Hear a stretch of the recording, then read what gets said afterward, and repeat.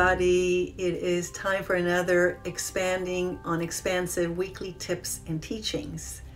And I want to focus today on spiritual material abundance. What's it all about? What does it mean to live in spiritual material abundance? What does it mean to create, to generate spiritual material abundance? And so there's a post I posted this week where I say living with sacred intention is the key to spiritual material abundance. So imagine yourself in this sacred state, mindfulness. You are fully present to something else, to someone else, to nature, to a person, to a pet, to your creativity, to your heart. You're fully present. And you're experiencing the sacredness of it. At that moment, you are mindful of both the spiritual qualities present in that with which you are engaging, and you are aware of the sacred expression of these spiritual qualities. So let's take a flower. You're looking at a flower. You're looking at its physical material beauty, the petals, the colors, but it also inspires in you beauty or delight or tranquility. So those are the spiritual qualities that are expressed through the material composition that you're seeing, the way the petals come together, the colors, the leaves, maybe the light, how it comes onto the flower. So you see, that's spiritual material unity. That's living in greater spiritual material balance. And that's how you generate and create and appreciate, observe spiritual material abundance. Let's take something like technology. Here I am talking, using technology. I'm in one side of the planet, you're on another side of the planet. You're receiving my words. Here we are using something material to share inspiring, possibly transformative ideas and emotions, and to share my spirit with you. So you see that spiritual material unity through technology. And that's how we generate spiritual material abundance, through technology. Here we are. Technology is so developed. And I'm not talking about that it doesn't have a shadow or a dark side, but we humans We humans have dark side too. We have a dark side too. We have a shadow, big one. And still, we don't need to discard us completely. So likewise, technology has a shadow, has a dark side. Let's not discard it completely. It has spiritual material abundance and access to it as well. So for example, you could pick a stunning image of nature and use any technological device that you have, your phone, your iPad, your computer, and look at this picture for its expansive qualities or its qualities of inner peace or beauty. And as you look at the picture, using technology, something material, but as you sit there for 30 seconds, 1 minute, and take the image in, you're taking in the spiritual qualities that are present in the picture through technology. That's spiritual material abundance.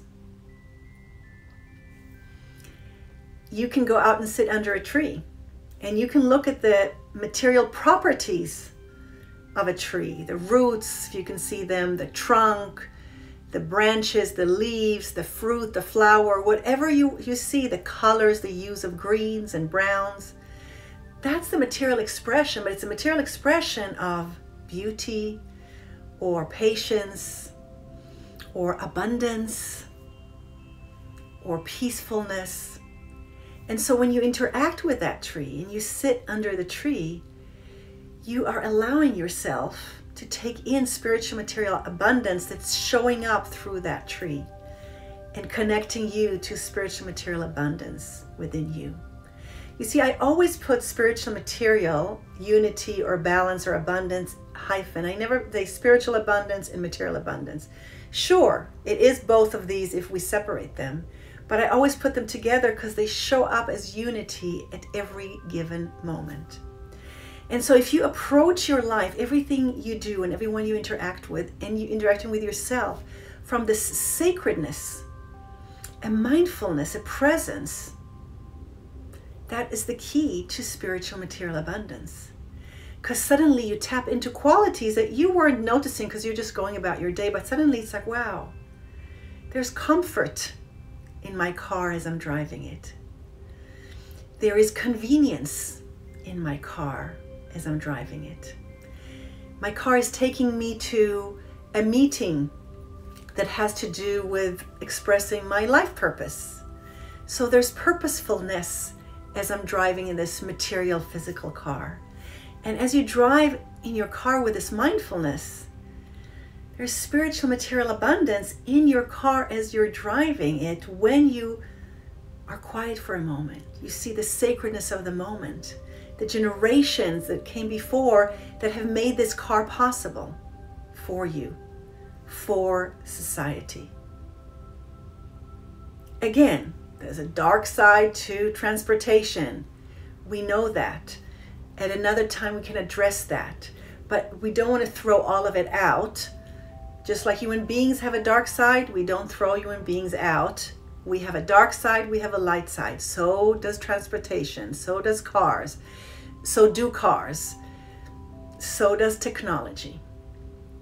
Let's take just a few more examples so you can see what spiritual material abundance is all about, what it means, and how you can access it right now, whatever you're doing. As I said, driving in the car,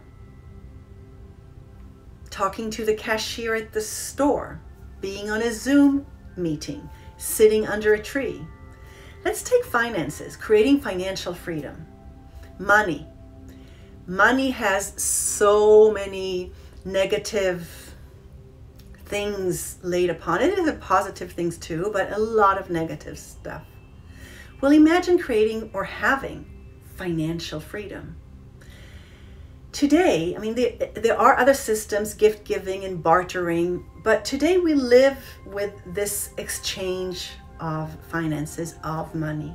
And so money is the stuff that abundance is made of. It's not about accumulating, but if you want to have more free time, you want to have the financial freedom to do it. If you want to give more and be more generous, you want to have the money to do that. If you want to express your calling and your life purpose, and you want to reach a larger number of people, or the people in your community, whatever, from the farmer's market to Instagram and social media, at whatever scale it is, you want the finances to do that.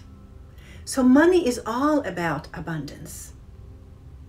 And so it's important to acknowledge that we want this abundance because it is both spiritual and material. Money is about spiritual material abundance, and financial freedom is about spiritual material abundance. It frees you to live fully, to do fully, to create fully, to give freely. So that's another example. And so the same goes for inner peace. Let's say you want to connect to inner peace. So here you are meditating.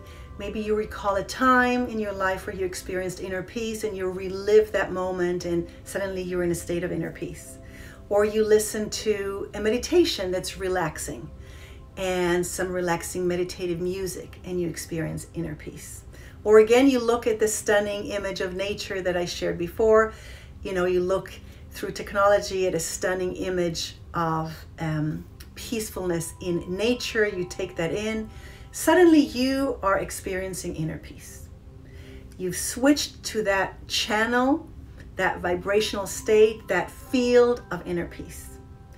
Now, it's internal, it's a spiritual experience, but it's also a material expression through your body. There's a physiology that changes when you experience inner peace. Now you're walking around the world with this field of inner peace. And anyone who walks into that field of yours is going to be touched by inner peace.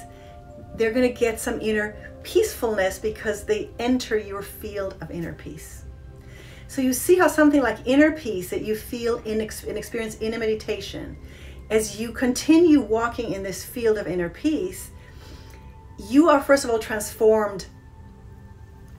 You are first of all transformed physically, and then as you walk within the field of inner peace, anyone who enters your field, virtually or physically, is touched by that field and gets a whiff of inner peace from you. You know how people might say, when I'm around you, I always feel so peaceful. It's because someone's walking around with that field of inner peace, and inner peace is a spiritual quality, but it's expressed materially through this person, through their posture and their tone of voice and the look in their eyes, their expression, everything. So that is spiritual material abundance, and it's readily available everywhere for you to tap into at any moment. And you can do the same with beauty and with comfort and with purpose. Any quality that you want, you can create, you can generate, you can perceive it in the material world around you and have this experience, this satisfying, fulfilling, gratifying experience of spiritual material unity, balance, and abundance.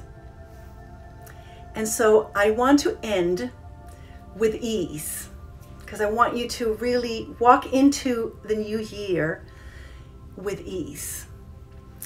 And so you can do the same with ease, right? You can just create more ease in your life and start the year with ease. It's been a rough year,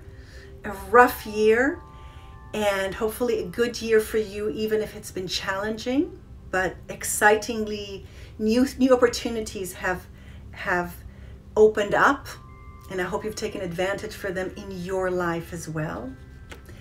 And so I want to offer you in the new year, to ease your way into the new year, I'm offering a high expansive virtual tea party, and I'm gonna have a special guest on, who is actually listening right now, and that's Brooke Birch Tea Shop. And Angela Gonzalez is going to share her beautiful herbal teas and black tea, but it's all herbal anyway, right? Even when it's black tea, it's an herb. And she's going to share that with us so that you can ease your way into the new year with her teas and with everything that we're going to do in this 75-minute virtual event. And the link is in the bio, so go check that out, register for that.